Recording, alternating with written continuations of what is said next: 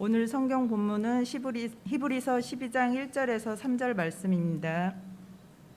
이러므로 우리에게 구름같이 둘러싼 허다한 증인들이 있으니 모든 무거운 것과 얽매이기 쉬운 죄를 벗어버리고 인내로써 우리 앞에 당한 경주를 하며 믿음의 주요 또 온전하게 하시는 인 예수를 바라보자. 그는 그 앞에 있는 기쁨을 위하여 십자가를 참으사 부끄러움을 개의치 아니하시더니 하나님 보좌 우편에 앉으셨느니라.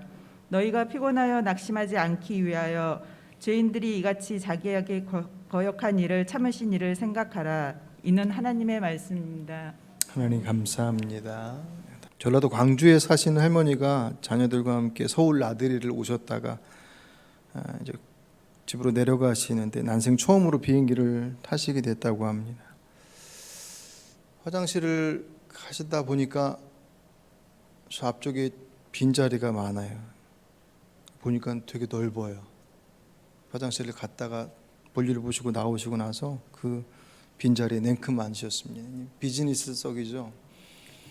그러면서 왜 이렇게 좋은 자리를 아무도 안 하는데, 그러면서 얘기하시니까 옆에 있던 승객이 승무원한테 슬쩍 얘기해. 저 할머니 여기 아닌데 앉으셨다고 그렇게 얘기를 하니까 승무원이 와서 이제 어르신께 할머니 자리로 가셔야 돼요 라고 얘기했더니 안 가시는 거예요.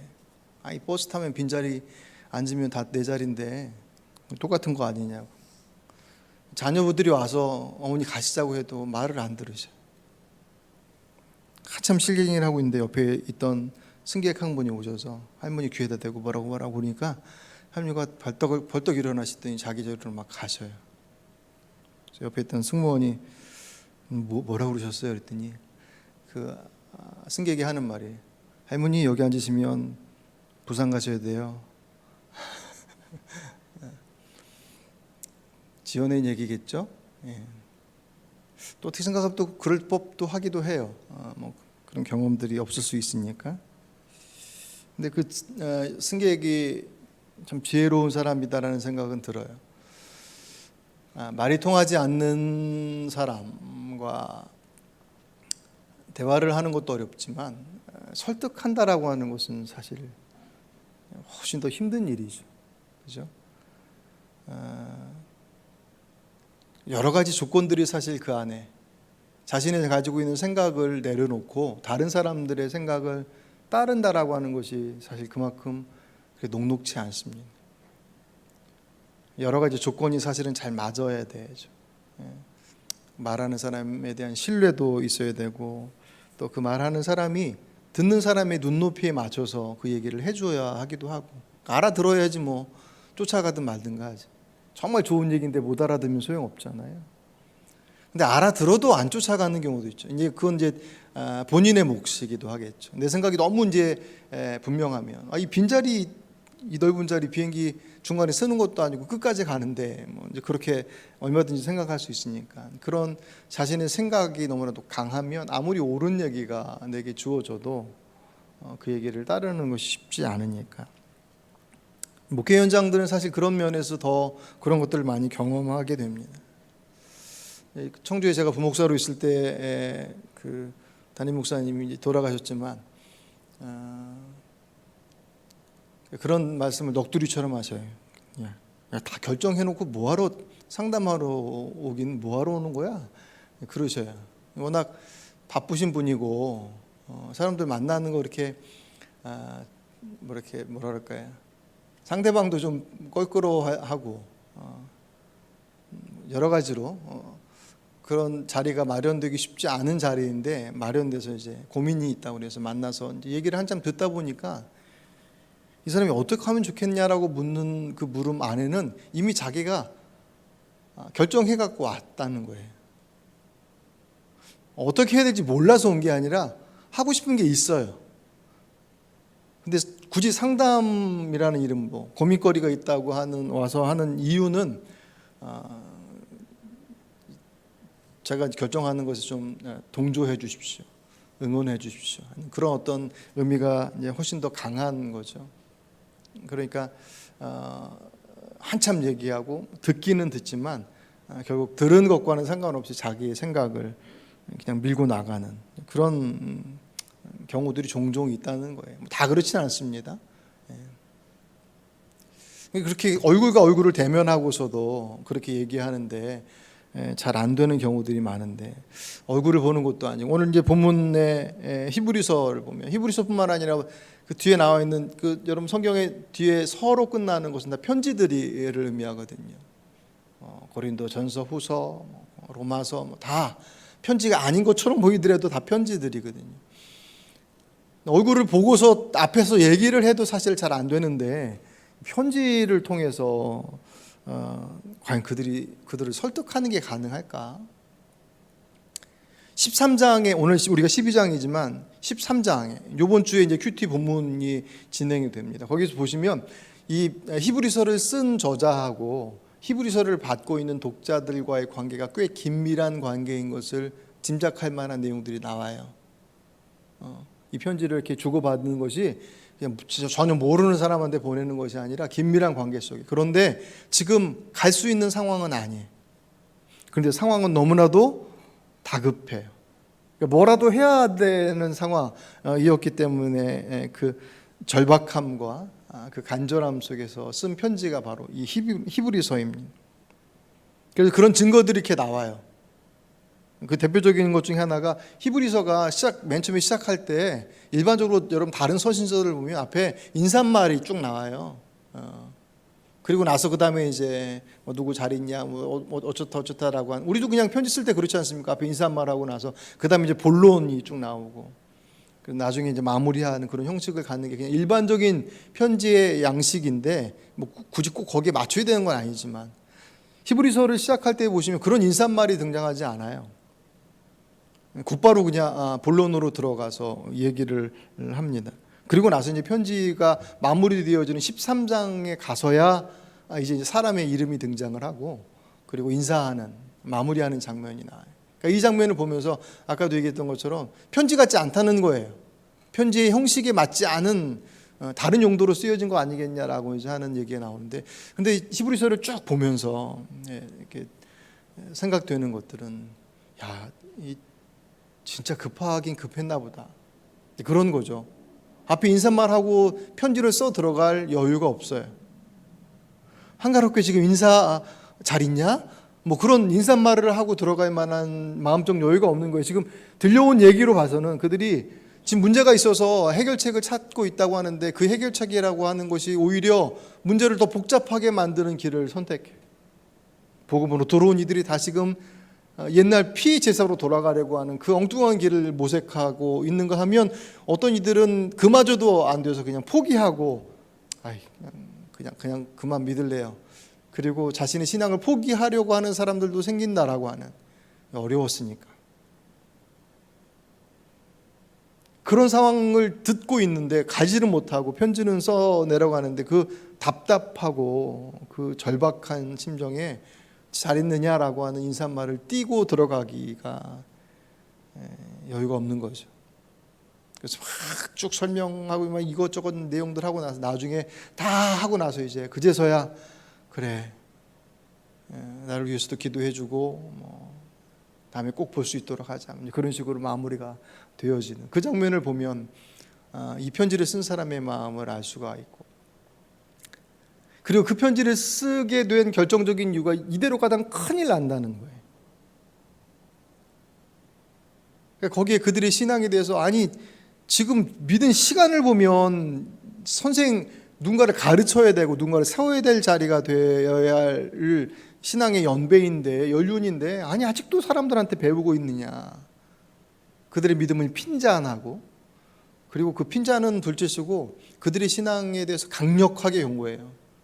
그러다가 큰일 난다. 그러다가 구원에서 탈락한다. 너희들 지금 뭐 믿고 지금 그런지 모르겠지만 그러다가 정말 큰일 난다라고 하는 경고를 강력하게 편지의 곳곳에 이렇게 표현하고 있습니다. 제가 지지난주도 말씀드렸지만 히브리서만큼 그리스도인의 구원에 대해서 심각하게 접근하고 있는 편지도 없어요. 야고보서는 사실은 그에 비하면 약해요. 야고보서도 강한 편지잖아요. 행함이 없는 믿음은 죽은 믿음이다 라고 그냥 다이렉트로 그렇게 치고 들어가지만 히브리서는 훨씬 더 세밀하게 그 부분에 대해서 그들의 구원의 부분들을 심각하게 고려하게끔 그렇게 표현하는 경고의 내용들이 많이 있습니다. 근데 그리고 나서 편지를 그렇게 마무리 짓지 않아요. 왜냐하면 그들을 경고하고 그들에게 핀잔 주고 그들이 잘못된 것들을 드러내는 비난과 비판과 정죄가 편지를 쓴 목적이 아니니까. 강력한 경고를 한 이유가 있을 거 아니에요. 그러다가 큰일 난다 라고 얘기하면서 왜 그들이 그 어려움 속에서도 신앙을 포기하지 말아야 되는지, 왜 그들이 그 방법, 자신들이 선택한 그런 피해 제사로 돌아가서는 안 되는지, 복음으로 돌아온 그들이 다시금 그 길로 돌아가는 것은 그냥 여러 가지 선택 중에서 하나가 아니라 그거는 정말 잘못된 거야, 큰일 나는 거야 라고 하는 그 이유들을, 그러니까 교리적인 내용들이 그 안에 쭉 설명돼요. 그 내용이 이제 제사장 얘기 나오고 대제사장, 율법 뭐 그런 얘기들이 나오니까 사실 저나 여러분은 그런 제사 제도에 익숙하지 않잖아요. 그죠? 근데 이 히브리서를 받고 있는 이들은 유대인 출신들이에요. 유대인이었다가 그리스도인이 된 사람들이기 때문에 제사에 대단히 익숙해져 있는 사람들. 그러니까 그들에게 설명하는 이 얘기가 무슨 얘기인지는 다 알아들을 수 있는 그런 내용. 그 내용들을 아주 세밀하게 꽤 길게 그렇게 기록을 하고 있습니다. 그리고 나서 이제 12장부터는 그들에게 있어서 권면하는. 그러니까 조금만 좀 참아봐. 그 내용이 12장에서 쭉 얘기합니다. 그들을 응원하고 그들을 권면하고 그들에게 힘을 북돋은 내용들, 왜 그 자리를 지켜야 되는지, 어떻게 할 수 있는지에 대한 내용들이 소개가 되고 있죠. 바로 전장인 히브리서 11장은 별명이 믿음장이에요.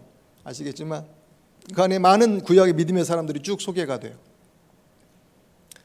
세밀하게 그들의 어떤 사건들을 얘기하지 않지만 한 사람들에 대한 어떤 믿음의 특징들을 얘기하면서 그 기라성 같은 믿음의 사람들을 쭉 나열하고 나서 11장 뒷부분에서 우리 금요일날 큐티 본문이었어요. 그 말씀에 무엇을 얘기하냐면 그들의 믿음이 크게 둘로 구분돼요. 한 부류의 믿음은 승리하는 믿음이에요. 기적이 나타나고 이적이 나타나요. 그래서 그 문제를 아주 정말 시원하게 뚫고 지나가는 그런 승리하는 정복자의 믿음과 같은 모습을 얘기한다면 그 뒷부분은 순교자의 믿음입니다. 그 고통의 자리를 앞에서는 다 깨치고 나가는데 뒷부분에서는 몸으로 다 받아내요. 톱으로 켜 죽임을 당하고 온갖 죽음의 자리, 순교의 자리부터 시작해서 아픔의 자락들을 그들이 다 몸으로 받아내는, 그래서 순교자적 믿음의 모습, 이 두 가지 모습을 딱 배치를 시켜놨어요. 근데 이 둘은 결코 충돌하는, 어떤 믿음 생활할래? 라고 해서 선택할 수 있는 상황이 아닌, 그리고 어떤 것이 더 좋은 믿음이냐, 더 덜한 믿음이냐라고 하는 것을 결코 얘기할 수 없는 동전의 양면과 같은 믿음의 모습이라는 거죠. 신앙의 여정들.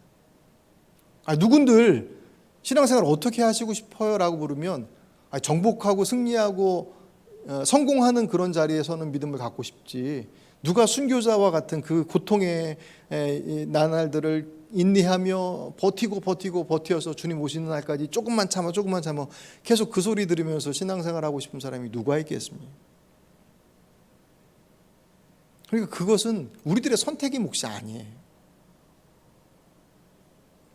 기적적으로 우리의 상황들을 바꿔내시는 것은 그들의 능력이 아니었다고, 그들의 믿음이 정말 좋았기 때문에 하나님께서 기적을 베풀어 주시고, 믿음이 약했기 때문에 기적을 안 베풀어 주시고의 문제가 절대로 아니에요. 톱으로 켜 죽임을 당하는 순교의 자리에 있었던 사람들은 믿음이 없어서 그러면 그 자리에 내던져진 것이냐? 아니요. 그들은 그것으로 자신의 믿음을 증명해낸 거예요. 우리들의 여정들 속에서도 때로는 하나님께서 이적과 기적처럼 정말 하나님께서 하셨습니다라고 하는 것과 같은 그런 놀라운 모습들로 우리들의 삶의 여정들을 인도하시는 때도 있지만, 때로는 정말 목숨 걸고 버텨야 되는 것처럼 그 자리를 지켜내야 될 것처럼 정말 암울한 어둠에, 그 시편 23편에 나오는 음침한 골짜기로 다닐지라도 해를 두려워하지 아니할 것을. 그 음침하고 그 어두운 고통의 자리들 속에 지나가는 그 어둠의 시간들도 분명히 있더라는 거예요.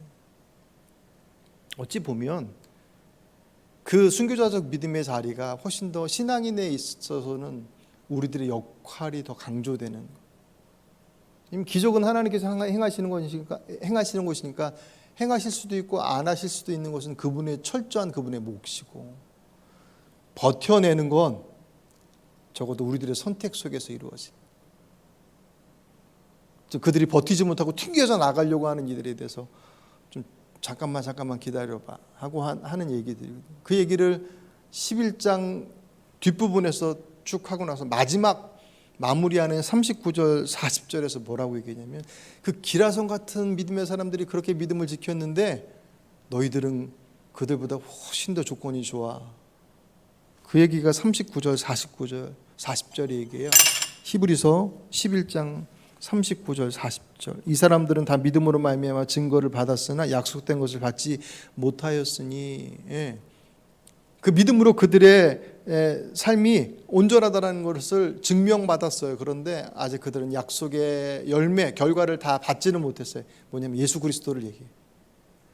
그들의 모든 시간들이 예수 그리스도께서 오셔서 이 땅에서 십자가를 통해서 이루실 그 구원의 속죄의 사역들을 상징하는 모든 제사들이 다 그랬거든요. 근데 그들은 다 그림자 보고 왔던 사람들이에요. 그러실 거야 라고 하는 그 율법 안에서 그 율법을 지켜나가면서 그 속에서 주시는 하나님의 은혜를 구하면서 나갔던 이들이었다고 한다면, 적어도 히브리서를 받고 있는 이들은 그 십자가의 사건이 무엇인지를 명확하게 본 사람들. 그러니 어찌 보면 아까도 말씀드렸던 것처럼 이들이 원래 유대인 출신이라고 그랬잖아요.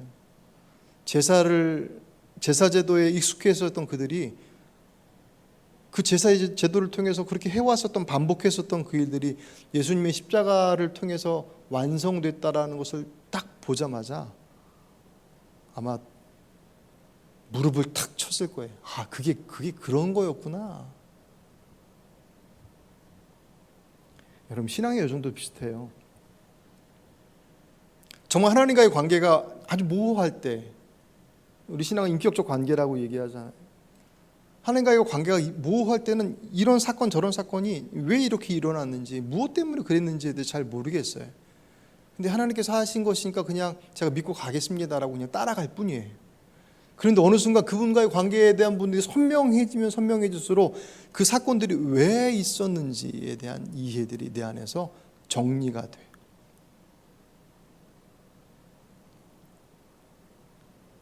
구슬이 서말이어도 꿰어야 보배라고, 이것저것 많이 알아요. 근데 많이 알긴 하는데 다 따로따로 떨어져 있던 것들이 어느 순간 정말 바늘로 꿰는 것처럼 쫙 꿰어지는 순간들이 있어요. 그때 그러셨구나. 잘 몰랐는데 그게 그런 의미가 있었구나라고 하는 것에 대해, 아마 히브리서를 받고 있는 그 유대인 출신 그리스도인들이 십자가의 그 복음의 사건을 보고 나서 아마 그렇게 무릎을 탁 쳤을 거예요. 그래서 그러셨구나. 근데 그들이 막 흔들리고 있으니까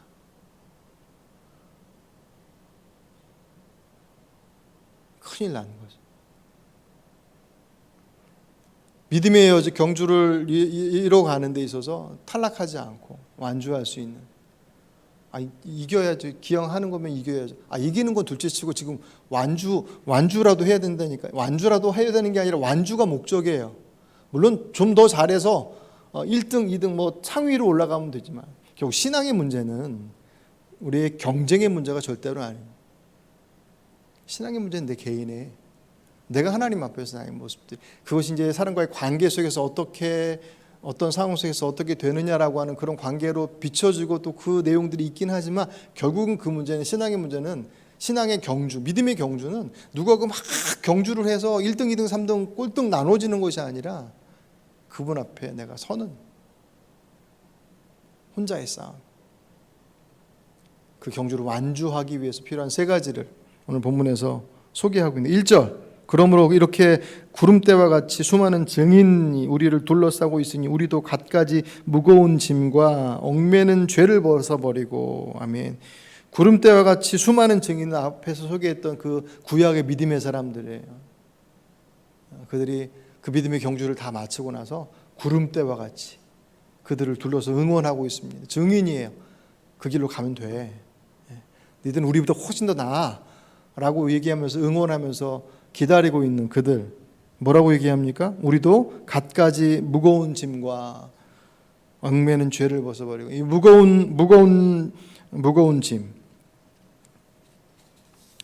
여러분, 무거운 것과 얽매기 쉬운 죄, 얽매는 죄. 제가 읽어드린 것들은 그 세번역이었죠. 우리 개역 성경에는 모든 무거운 것과 얽매기 쉬운 죄라고 표현되어 있습니다. 이 무거운 것이라고 하는 것은 운동 선수들에게 있어서 군살과 같은, 그러니까 뭐 스모와 같은 그런 좀 특별한 종목을 제외하고는 대부분의 운동 선수들은 아주 날렵한 몸매를 가지고 있는 게 기본이잖아요. 물론 아주 우락부락한 근육질의 몸매를 요구하는 종목도 있긴 하지만 그런 것들 외에는 일반적인 스포츠의 운동 선수들은 군살이 다 빠지고 아주 탄탄한 몸을 가지고 있는, 그게 기본적인 베이스잖아요. 그리고 그 위에 이제 얼마나 실력, 그 가지고 있는 종목의 실력을 더할 것이냐라고 하는 것이 더해지는 것인데, 여기서 말하는 무거운 것은 헬라어로 온코스라는 덩어리라는 뜻을 갖고 있습니다. 운동선수가 그 운동을 잘하는 데 있어서 방해가 되어지는 그런 체중을 의미하는 군살이에요. 마찬가지로 신앙의 여정, 믿음의 경주를 이루는 데서 여기서 지금 쓰고 있는 그 1절 끝부분에 우리 앞에 당한 경주를 하며 할 때 이 경주라는 단어가 마라톤과 같은 그런 운동 경기를 의미해요. 그 당시에, 지금도 우리 이제 올림픽에 여러 종목이 있잖아요. 그 당시 고대 올림픽에서도 마라톤과 같은 그 달리기 종류의 어떤 종목이 있었는데 그것을 의미한다고 그래요. 우리의 여정도 그렇게 마라톤한 것과 같다. 운동선수들이, 마라톤 선수들이 그것을 잘하기 위해서 군살을 빼고 그렇게 하는 것처럼, 그 길을 막는 그 군살을 떼어내는 것처럼 믿음의 경주 안에서도 떼어내야 될 군살들이 있다. 그게 이제 무거운 것, 무거운 짐, 이게 뭐냐 그럴 때 결국 이것은 이제 가치의 문제예요. 하나님의 나라 백성은 하나님 나라의 가치를 가지고 이 땅에 살아가는데 세상의 것들이 그 가치와 충돌해요. 그러니까 예를 들어서 성경에서 가장 많이 충돌하는 세상의 가치가 뭐냐면 돈이에요. 돈에 대한 이해. 돈 자체가 나쁘다라고 얘기하지 않아요. 돈에 대한 우리의 마음이 문제라고 얘기하죠. 예를 들어서 선교를 하더라도 돈이 있어야 될 거 아니에요. 문제는 돈이 수단이 아니라, 도구가 아니라 목적이 되면 그다음부터 문제가 발생해요. 돈이 목적이 돼서 돈 때문에 인생이 거기에 올인해요. 무엇 때문에 지금 그것을 벌어들이는데, 그것이 많아서 무엇을 할 것인데, 그것이 우리의 인생의 여정 속에서 정말 중요하고 편리와 편한 여러 가지 것들을 궁금해하는 것은 틀림없지만 이 땅을 떠나는 순간 그 모든 것들은 내 손으로부터 다 벗어나는 것들인데, 영원하지 않은 그건 그냥 이 땅을 나그네 길이라고 표현하고 있고 우리의 본향은 저기 하나님의 나라에 있는데, 거기에 가는 여행객과도 같은데, 여행하는 데서 필수로 중요한 여행 용품들을 가져가지만 여행하면서 바리바리 막 이것저것, 차 있으니까 이것저것 가져갈 수 있긴 하겠지만 그래도 과하게 굳이 그것까지 가져갈 게 있겠어 라고 하는, 여행 가방 보면 여행을 많이 다녀본 사람인지 아닌지 알 수 있죠. 여행을 많이 다녀본 사람은 단촐하죠. 필요한 것들만. 근데 여행을 안 가본 사람이 처음 오랜만에 가면 막 바리바리 싸가지고 가요. 우리의 신앙의 여정은 나그네의 길과 같다고 그랬습니다. 길어야 100년이에요. 100년도 길어야 100년이지. 그 안에서 내가 막 정말 적극적이고 능동적으로 무언가를 막 생산해낼 수 있는 그런 시간들은 불과 50년도 채 되지 않지 않겠습니까? 어렸을 때 자라서 청년 때까지는 막 정신없이 뭐 살아가게. 그 청년 그나마 이제 결혼을 하고 그 30대, 20대 후반에 30대 정도 돼서부터 해서 은퇴하기까지 한 50대, 60대까지의 그 시간들 안에는 대단히 뭔가 역동적으로 내 인생의 모습들을 막 이끌어가는 시간들이죠. 그 외 시간들은 사실은 준비하는 시간이고 마무리하는 시간들이잖아요. 그 100년도 채 되지 않는 시간들. 그리고 나서 떠나야 될 죽음이라고 하는 문을 통해서 넘어가야 될 그곳은 이곳과는 비교할 수 없는 영원이라고 하는 곳입니다. 이곳이 마치 우리의 본향인 것처럼 수단이 아닌 목적으로서 변질되어질 때 그거는 우리에게 짐이 되더란 말이에요. 그게 어디 돈만 그러겠습니까? 이 세상에서 가치 있다라고 얘기되어지는 모든 것들, 소중하다고 생각하니까 사람들이 갖고 싶어 하겠죠. 근데 그건 목적이 아니라 수단이란 말이에요. 좋죠. 가지면, 많으면. 하지만 그것 때문에 생명을 거기에 쏟아부어요. 지나고 나면 늘 후회하잖아요. 그러지 말걸. 돌이킬 수 없으니까. 돈이야 벌 수 있으면, 돈도 뭐 벌고 싶다고 버는 건 아니겠지만, 그래도 그거야 어떻게 해서든지 얻을 수 있어서 뭐 빚을 내든 뭐들 하든 내 안에 내 수중에 그것을 많이 가질 수 있겠지만, 시간은, 생명은 무슨 수단과 방법들을 동원해서 돌이킬 수 없잖아요. 무거운 짐, 무거운 것은 바로 그런 의미를 가지고 있습니다. 믿음의 경주를, 믿음의 여정을 이루는 데 있어서 우리에게 군사과 같이 우리를 주저앉힐 수 있는 것은 그런 세상의 가치들이 우리에게 있어서 목적이 되어질 때, 그럴 때 신앙의 여정이 무거워져요. 자칫 잘못 갈 수도 있어요. 그것 때문에 주저앉아 포기하기도 해요. 두 번째가 뭐라고요? 얽매이기 쉬운 죄. 이 얽매이기 쉬운 죄라는 게 무슨 의미를 갖고 있냐면 쉽게 그리고 강하게 통제한다. 그러니까 이 죄는, 죄라고 하는 것 자체가 하나님과의 관계를 멀어지게 하는 것이란 말이에요. 얼마나 큰 죄냐 작은 죄냐라고 하는 것에 대한 경중은 차이가 분명히 있겠지만, 죄라고 하는 것 자체가 하나님과의 관계를 서먹하게 한다. 그러니까 뭔가 내 안에서 내 스스로가 죄라고 하는 부분에 있어서 노출되어 있으면 그는 당장 예배의 자리부터 문제가 생겨요. 기도가 안 돼요. 말씀 보는 게 쉽지 않아요. 이건 잘 이해하느냐 못하느냐 문제가 아니에요. 죄가 들어오면 하나님과의 관계가 멀어져요. 그건 아주 지극히 자연스러운 상황이에요. 그 죄 중에서도 얽매이기 쉬운 죄라고 하는 것은 그 사람에게서 쉽게 접근되어지는 죄. 특별히 이것은 이제 습관적인 죄일 수 있습니다. 이건 자기가 스스로가 죄라고 하는 것을 알아요. 그런데 벗어버리지 못해요. 계속 반복돼요. 내가 너무 좋아하는 것일 수도 있고, 그런 상황 가운데 나를 방치하는 것일 수도 있어요. 그런 거예요. 흙탕물에서 막 뛰어다니면서 하나님, 제 바지에 흙탕물이 묻지 않게 해주십시오라고 기도하는 것과 똑같다라는 거예요. 주님께서는 그 흙탕물에서 나오라고 얘기하시지 거기서 뛰어다니면서 흙탕물 맞지 않게 해달라고 하는 기도는 응답하지 않으신다는 거예요. 그런 것처럼 그의 환경이 죄 가운데 있을 수 있는 여건들이 많은 경우, 그래서 쉽게 죄와 접촉되어질 수 있는, 죄인 줄 알아요. 근데 잘 안 돼요. 사람마다 다 다르겠죠. 성향에 따라서 다르고. 또 하나는 이제 환경, 문화나 유행이나 그런 우리들의 삶의 사회적인 그 여건 속에서 사람들이 함께 막 하고 있는, 예를 들어서 요새는 이제 성에 관련되어진 문화들이 많이 개방되고 있잖아요. 그래서 그 성에 대한 이해들이 이전과는 많이 달라졌죠. TV에서 방영하는 내용들의 수위만 보더라도 사실은 많이 달라져요. 정말 예전 같으면 극장에서나 볼 법한 어떤 내용들이 그냥 무슨 추석 뭐 가족들이 함께 볼 만한 그래서 가족들이 모여서 앉아서 보고 있는데 아이들하고 같이 보기 민망한 내용들이 나오는, 아이들은 별스럽지 않게 생각하지만 어른들만 민망하게 생각하는 경우들이 많이 있겠죠. 성에 대한 이해들이 많이 달라져 있기 때문에. 그래서 그런 경우들은 그게 죄라고 생각하지 못하는 경우도 있어요.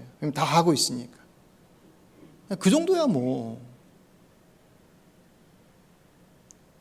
그냥 뭐 결혼이라고 하는 자리에 가기 전까지 한번 좀 살아보다가 뭐 이렇게 하고 그런 어떤 그런 문화들의 모습, 뭐 그것을 다 죄라고 규정하고 제한한다라고 하는 것도 그렇게 간단한 문제는 아니겠지만 적어도 사람과 사람과의 관계, 그것을 이루는 데 있어서의 내용들은 사실은 시대적인 흐름이나 문화적인 내용들로만 다 하고 있으니까 괜찮아라고 덮어둘 수 없는 것들이 많이 있단 말이죠. 성경의 기준으로 보면 그런 것들처럼 죄인지도 모르고 그 안에 한복판에 들어가 있는 경우도 있더라는 거예요. 그것들을 벗어버려야 된다. 어떻게 해요? 오늘 우리가 3절까지 봤지만 4절 말씀 보십시오. 여러분 성경 찾으셨으니까 4절에 보시면 12장 4절, 너희가 죄와 싸우되 아직 피 흘리기까지는 대항하지 아니하고. 어떻게 하라고요? 피 흘리기까지. 그런 죄로부터, 얽매이기 쉬운 죄를 벗어내기 위해서 애써야 되는데 어느 정도까지면 피 흘리기까지. 사생결단하고 덤벼들어야 된다는 거예요. 왜요? 그만큼 어렵다는 거예요. 그죠? 그만큼 얽매이기 쉬운 죄라는 건 내게 너무나도 가까운 거예요. 내가 좋아하는 것일 수 있고 모두가 다 함께 하는 게, 거기로부터 제한다라고 하는 것이 결코 녹록치 않죠. 저절로 되지 않아요. 성경을 뭐 일독을 한다고 해서 저절로 없어지고 뭐 그런 내용들이 아닙니다. 내 스스로가 그로부터 벗어나고자 하는 애씀이 피 흘리기까지. 그만큼 소중하다는 거예요. 벗어내기 어렵다는 것과 더불어 그것을 그렇게까지 해서 피 흘리기까지 노력해서 제거해야 할 만큼 신앙의 여정들이 중요하다는 것을 얘기합니다. 뭐가 여러분의 발목을 잡으십니까? 여러분의 믿음의 여정들을 가는 데 있어서 자꾸 주저앉히게 하는 무거운 짐과 같은 가치와 생각과 관심들, 도대체 무엇이 있을까? 여러분들의 발목을 딱 붙잡아 놓고 앞으로 전진하지 못하게끔 하는 얽매이기 쉬운 죄가 무엇일까? 그것으로부터 노출되어져 있는 모든 이들이 다 노출되어 있죠. 나는 그것에 대해서 어떻게 반응하고 있는가? 하다 보면 되겠지라고 그냥 수수방관하고 있나? 그 일들을 이루는 데 있어서 두 번째로 요구하고 있는 것이 인내하라고 해요. 1절 하반절에 인내로서 우리 앞에 당한 경주를 하며, 신앙의 여정 속에서 인내라고 하는 것은 아무리 강조해도 지나치지 않아요. 기다림의 요소도 분명히 필요하죠. 단번에 되지 않아요. 저절로 되지 않아요. 시간이 필요해요. 하지만 여기서 말하고 있는 인내는 단순히 시간이 필요해라고 하는 그런 시간적인 소요만을 의미하지 않죠. 그 인내가 필요한 이유는 그 여정이 녹록지 않기 때문에. 예수님께서 신앙의 길은 좁은 문으로 들어가는 거야. 좁은 길로 사람들을 찾지도 않고 어렵고 힘겨운 길이야 라고 말씀하셨던 것처럼 신앙의 여정들은 세상의 가치와 충돌하는 그 현장들이 그렇게 녹록지 않다. 잘 버텨야 된다. 운동선수가 좋은 시합의 결과를 얻기 위해서 피땀 흘려 노력하고 훈련하는 것을 이상하게 생각하는 사람 아무도 없잖아요. 종종 금메달리스트나 아주 유명한 그 운동선수들이 그 광고에 나오는 광고 모델로 나오는 경우 보면 거기에 보면 이제 댓글이 많이 달려요. 야, 이제 돈 좀 벌었다고 이제 딴 데 신경 쓰냐? 해가지고 그렇게 하다가 만약에 그 사람이 그 전보다 좋지 않은 성적을 내놓으면 그 다음부터는 댓글은 더 많이 달려요. 그럴 줄 알았다부터 해서.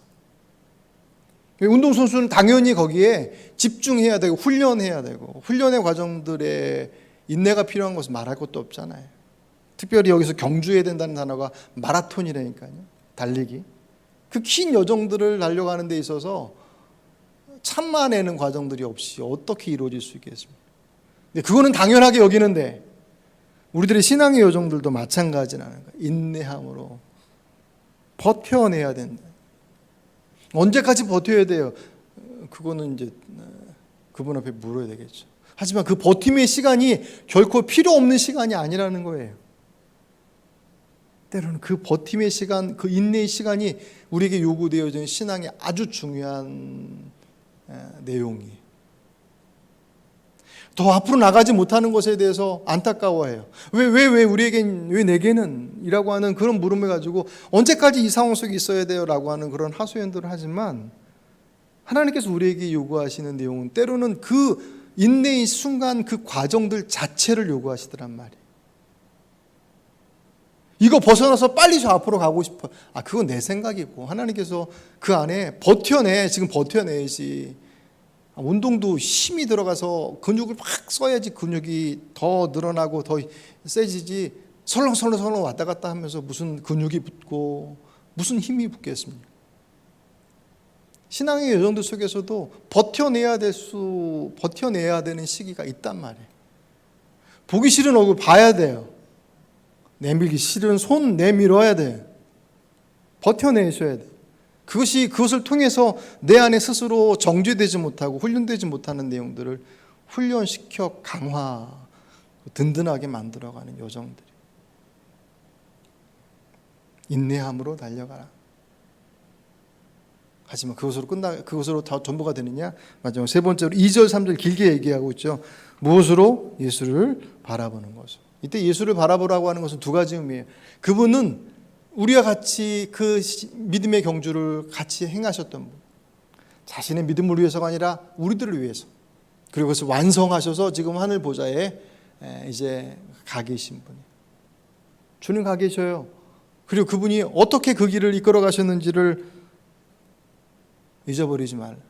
2절 믿음의 주요 또 온전하게 하시는 이 예수를 바라보자. 그는 그 앞에 있는 기쁨을 위하여 십자가를 참음으로 부끄러움을 개의치 아니하시더니. 그 안에 있는 그 앞에 있는 기쁨이라는 것은 이 십자가를 통하여서 이루게 될 구원의 기쁨이에요. 예.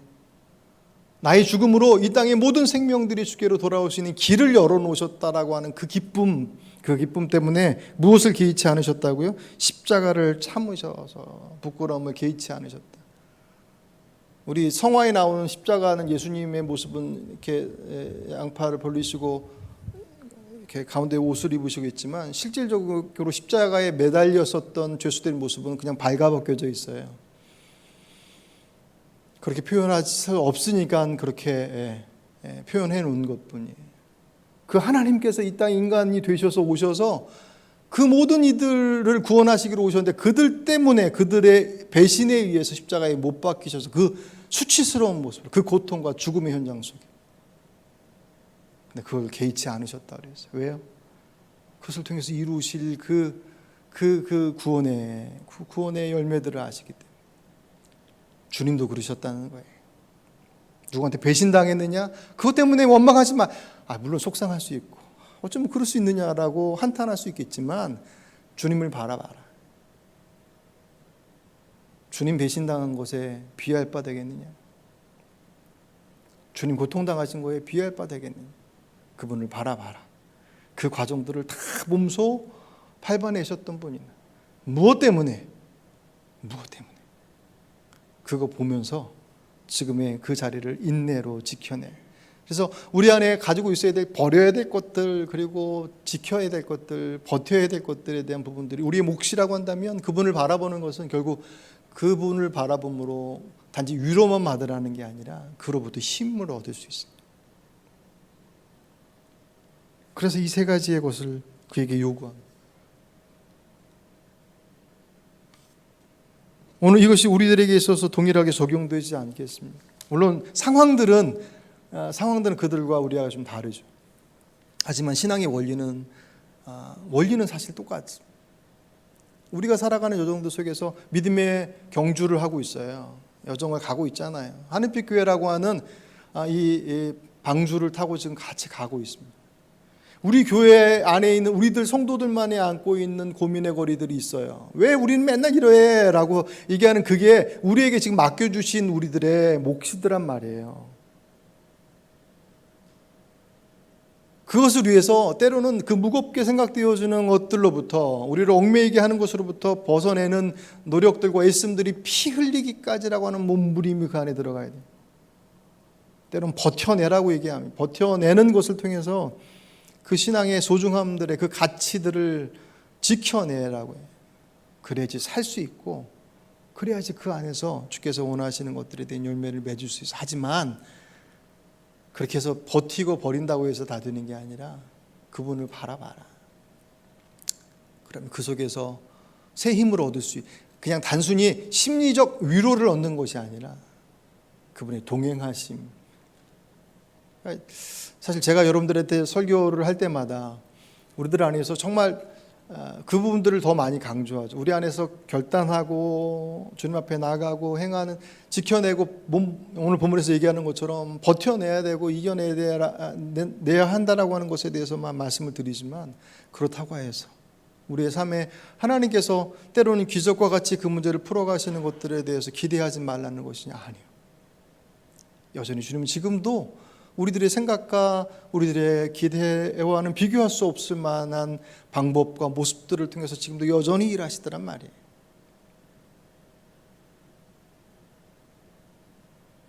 죽음의 그 고비 가운데 있는 이들을 기적과 같이 살리시는 일도 여전히 있고,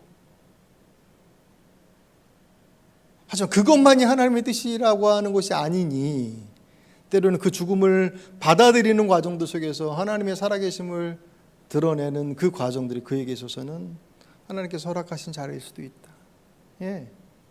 아까 소개 11장 뒷부분에 소개했던 정복하는 믿음만이 승리하고 완성하고 온전한 믿음이고, 순교하는 믿음, 버티는 믿음, 그 안에서 힘겹게 살아가는 그 믿음의 자리를 지켜내는 것은 하위의 믿음이 절대로 아니에요.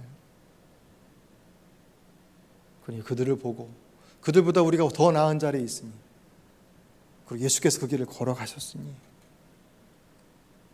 인내하면서 조금만 참아라.